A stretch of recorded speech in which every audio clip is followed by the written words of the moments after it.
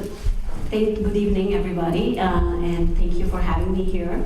When Swapnil first asked me to talk about this topic, I was indeed very delighted and honored to be here. But I have to admit that I was very nervous because I am no authority on this topic. And I don't even know if I have achieved that balance that we're talking about today. But in the last 20 years of my work life, I have made so many course corrections that I thought I'd share with you, in the hope that some of you may find it useful. So this is a picture I chose because work-life balance is like that. It is very delicate, and it is different for everybody. And I wanted to share my experiences with you during the last over 20 years of experience, and I'm going to go over that in this presentation. So first I want to start with some myths, and these are the myths I had, and maybe some of you have it, and maybe some of you don't. Maybe you were more advanced than I was when I started my career. That work-life balance is 50% time at work and 50% time at home.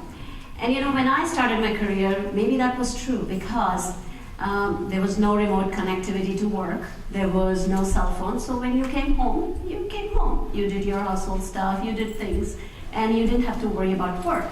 But that is certainly not true today, because time at work is not what determines the work-life balance. It is your emotional, your mental, and your physical state. That's what determines what you're doing at any point in time. The next myth I had was that women need more work-life balance than men. And you know, this is something I've heard from my hiring managers who are in my team. They come and say, you know, I don't want to hire women because they talk about work-life balance, they need this, they need that, all the stuff that they talk about. If somebody says something like this to you, do not settle for it. Everybody in this world needs work-life balance. And you know, I've experienced this firsthand. I have tried many things over the course of my work life, and one of the things I've tried is staying at home for some time and seeing how it goes, doing work part-time and seeing how it goes. And you know, my daughter is in the audience sitting here, and she will attest to this, that I am a great part-time mom, but I'm a lousy full-time mom. Because I am cranky, I'm unproductive, I'm inefficient. Every time I've taken a break from work, I'm really the worst person. And my kids don't want me around them at that time. The third myth that a lot of us have, and I've had it for the longest time, is that work-life balance is same as work-family balance, and it is certainly not. If that was the case, you know, we've all hired single people, and all of married ones like us will be out of the jobs, okay? I actually experienced it when I moved to India in 2004 for a year to start the India office for my company. And I hired about 50 to 60 people in the company. They were mostly single guys, straight out of school or very few years of experience.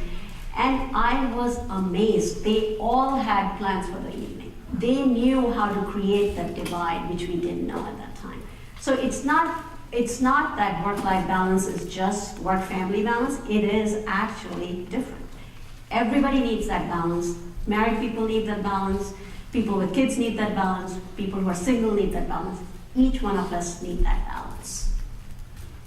So I told you what the myths were, and now I'm going to talk about what work-life balance really is. And you know, it is my perspective. People may have different perspective, but this is something I've found that it really works for me, and that's what I'm going to share with you. So it is actually achievement and enjoyment in work, family, your own self. You want to spend some time with yourself and with friends. It doesn't mean that it is an equal balance among all four quadrants. You are not spending equal time between all those four quadrants. It also doesn't mean that it remains the same across all phases of your life. It actually changes significantly between different phases of life. It can even change daily for you. And it is not one size fits all. What works for me may not work for you. So that said, there is no formula that you can apply. And most of us in this audience are engineers. We would have loved a mathematical formula. You could plug in your numbers, figure out how much time to spend in this quadrant, how much in another quadrant, but that's not the case, unfortunately. Because it is governed by one basic emotion, and that is happiness. And everybody's happiness criteria is different. If you want to work 10 hours a week and you know what to do with the rest of your day, and you're very happy doing it, you should do it because that is your work-life balance. If you find that's not, then you'll figure out something else. But it is very different, it is very personal, and it is important to every person as it is.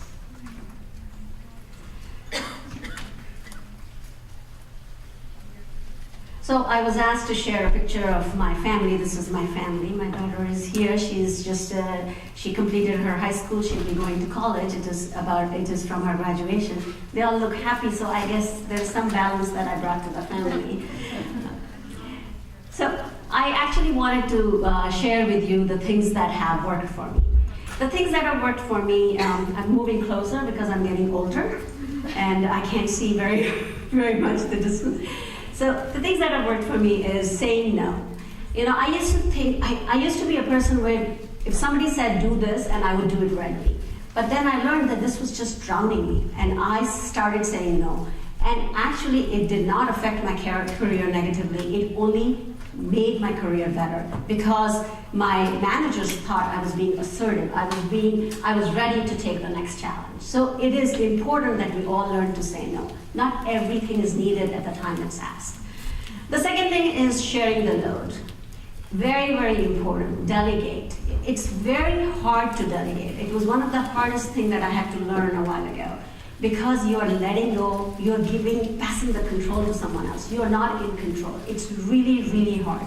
But you have to learn to do that because that's what defines you for the next stage of your career. And not only at work, do it at home. I have outsourced almost everything that can be done at home, which I don't want to do, which I don't add much value to. I outsourced my cooking almost 13 years ago. And I'm very happy going home. The dinner is ready. I don't spend time cooking dinner. I spend time with my kids, so I have a quality time with them. So many other things can be outsourced. So if you can, delegate and outsource whatever you want. Plan your day, plan your month. It doesn't have to be done in any certain time period. But prioritize and make a list. One thing that has really helped is I was a planner, I plan everything, but I never used to write.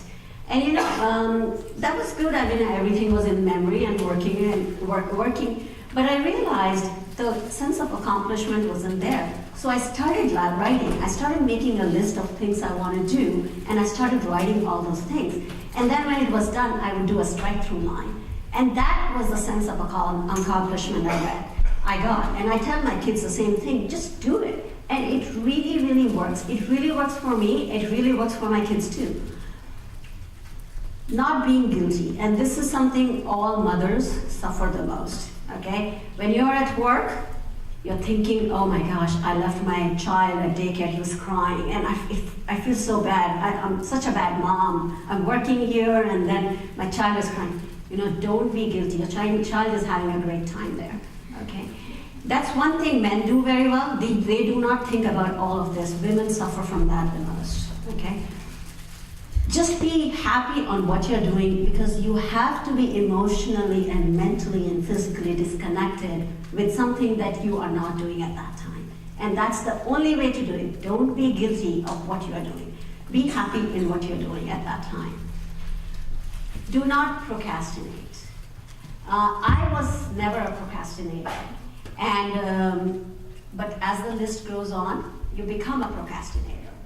And that actually takes a lot more energy. Avoidance is the worst thing because your mind is constantly thinking about it, that you're avoiding the task, and it keeps you occupied. Don't do that. Don't do that to yourself. Do not procrastinate. If something needs to be done, do it. If something can be postponed and it doesn't affect your mental state of mind, you can do it then. Then this one is important because I used to think that way. I used to compare my success with someone else and say, oh my gosh, I'm not doing as well as my peers are doing. And that actually ruins the balance completely. You are the best. You should be able to measure your success yourself best. You don't need to compare to yourselves. If you are happy in what you're doing, if you're enjoying your work, if you're enjoying your family, if you're enjoying your friends, You have achieved your balance, and you should do it. You should continue doing it. Do not compare your success to anyone else. Don't be afraid of quitting. A bad job is like a bad marriage, and I have experienced it. I stayed in a job for 6 months, and it took over my life. You know, I was coming home all unhappy, taking my anger on my kids. Quit that job. That's one advice I'm going to give you. If you don't like a job, quit it, because it's taking a toll on you. It is actually ruining your balance the most. So there are so many jobs. You are in the land of opportunity. Valley has the most jobs. Don't worry about it. Quit the job, because it takes a toll on your health also. Then, last but not the least here, be a child. Enjoy. When you're enjoying, enjoy. When you're watching a movie, watch the movie. Don't worry about, oh, I gotta go make dinner at home. Don't worry about it, okay? Do the thing that you're doing at that time. It will actually take a lot of burden out of you. So these are the things that have helped me. There are probably many more. I am certainly not an authority on this topic. As I said, over the years, I've learned this, and I wanted to share with you. And I do want to leave you with a last parting thought, which is be ambitious. But build not just your resume virtues, but build your eulogy virtues, and you know that you will be much closer to your balance. I promise you that. Thank you very much.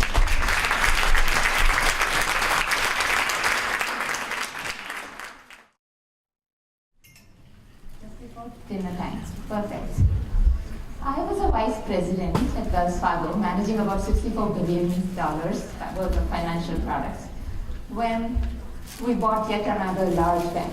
On the face of it, it was growth. I would now own $120 billion. I would have more people reporting to me. I would get a promotion. But to me, it felt like more of the same. Besides, from IIT days, I had a dream. Every girl from Saryu or Sharavati hostel here would remember those Kalakshetra girls in their colorful dance saris come to shop at Adyar while we would have just got out of our stinking workshop coats. So I knew that engineering would buy me financial freedom, but I had always wanted to dance. Up to many years later, I take my 2 young daughters to dance class in Berkeley, and the teacher, an American from Kalakshetra, says, you know, you can dance too if you wish. She could see that my eyes were lighting up. And I asked my kids, would you be embarrassed to have old mom standing in beginner class with you? And I don't want you in a shrink's chair 25 years from now. And they're like very, very encouraging. So I had the privilege, and I said, okay, I'll just move to a smaller, slower bank, and where they were thrilled to win me over from Wells Fargo. They offered me a higher salary and a signing bonus. And a few years later, I did my Arangetram. Oh, did I turn it off? Okay. So I did my Arangetram at a fabulous auditorium in Walnut Creek. If you are really a product of your capabilities and experience, I think such experiences enrich us a lot more than more of the mundane. But some experience comes to us not out of choice. 2 years after I moved to this country with my family, I had just got my MBA from Berkeley. I was the Haas candidate for the Business School Foundation Leadership Award. Sky was going to be the limit. When my husband was diagnosed with a rare form of bone cancer. The first surgery left him handicapped. After chemo and radiation, the doctors called us in and told us there's no hope. He has about a month to live. And one thing I think we get from IIT is not just the degree, we get the guts, just because somebody says it can't be done, doesn't mean it has to be so. So I just started to learn everything I could, and I found that a national lab at the time this was still experimental, where they used a nuclear reactor to blast heavy particle ions into cancer cells. That treatment saved my husband's life, but it left him with many health complications. Back in IIT at age 16, when I stood in front of the IIT panel and they asked me, Why do you want to waste a seat when a boy can take it and feed his family? I had no answer, but now I wished I was standing in front of them. I wished I could tell those HODs. So it's because I took that seat that I could feed my family. Sometimes when you face challenges, you should also be aware of opportunities. A few years later, my husband's open wound took a long time to heal. I realized that by then I had a reasonable reputation in several banks. I could quit and be a consultant. I discovered the joy of that. Work from your living room sofa, earn twice as much because companies love advice from the outside. It was when I was consulting to a bank in LA, it dawned on me. I had always loved acting. I had always written plays and acting in them. My husband was an amateur magician. We thought now we had beaten the odds. I thought, Hollywood. Now I heard all the no's again. 90% of the roles on American TV are for men. If you are going to start after age 35, at least look like Sarah Jessica Parker. If you're ethnic, forget it. Guest star roles are for celebrities from films. Well, my first role was a guest star role on the Fox Network series, The OC. Can you imagine me? As the Heineken girl? Well, there was an Indian wedding scene. They said the mom will just be standing there, the dad will take the beer, and he will go give it to a Mexican guy in a sports bar. Well, what's that going to do to an IT girl? Of course, the director changed his mind when he saw me act. And now the script was changed, the mom takes that beer.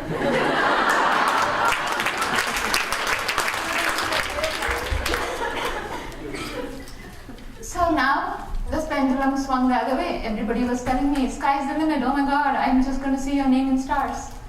Instead, the cancer returned. This time it came back with such force, and my husband suffered so much that we could just see the limits of medical science.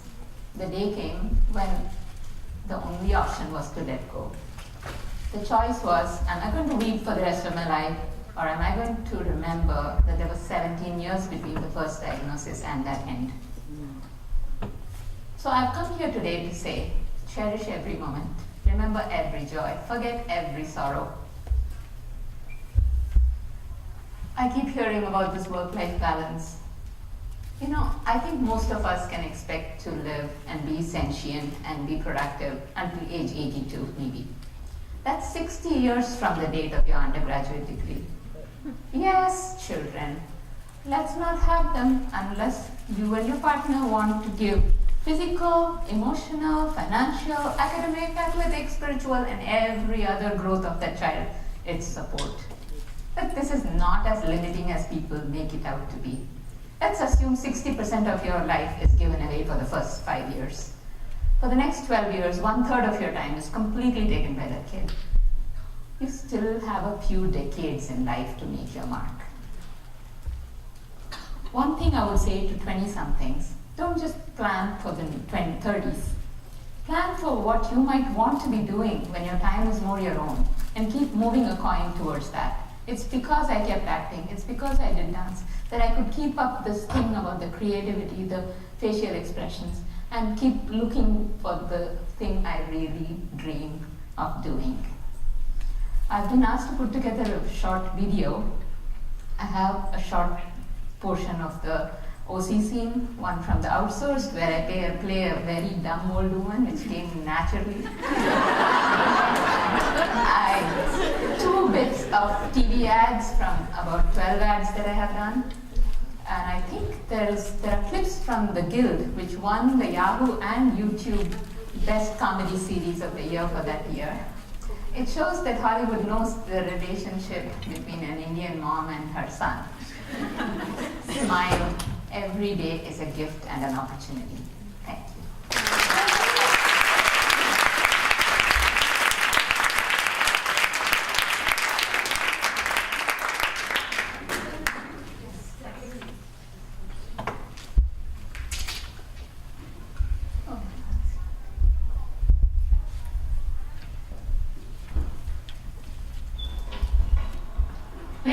Huh? I know he's here. I tracked his GPS signal. GPS? I thought you took the bus. He's been microchipped. Mom, what are you doing here? Toilets and I are in love. Huh?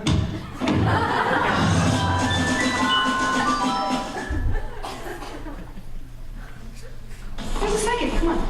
Do we have to? Yes. Rhode Island. Not bad. You'll go there next year to study art. You'll do well. Strong vibration from you, miss. Listen, you must beware of falling objects. Okay, thank you for your time. Wait, this is important. I see the great love of your life. Me too. The name's coming to me. I see it. Let me give you a little help. Seth. No, Seth. no, it's George. George. There's a lot of heat surrounding this name. You leave me forgetting George. No, she certainly is. Your destiny is with this George. Alright, listen, psychic lady. My boyfriend, his name is Seth, and if anyone's my destiny, it's him. So will you please stop it with all this George stuff?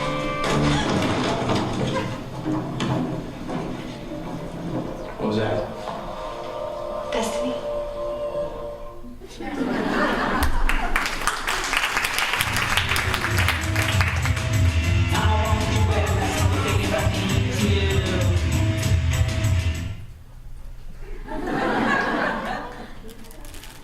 Okay. I will be the customer. Are you ready? I would like to order the glow-in-the-dark Yo-Yo. What's the item number, sir? It is 625 AR.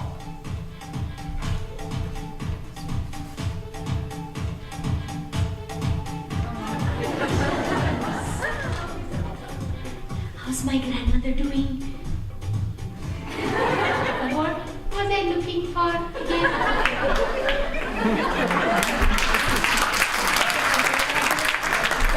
It's a great day. This is a great day. Please, son. You all I have left. Aw, don't cry.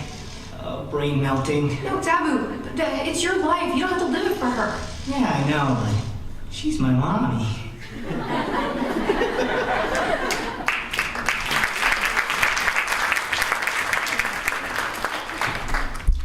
The only thing I wanted to say was I had started this Yahoo group called IIT Women at Yahoo Groups. If any of you IIT women alumni are here who aren't on that group, talk to me. Thanks. Or just write to me about joining that Yahoo group. It's fabulous. We have 560 plus women from the 7 and growing number of campuses. Thank you.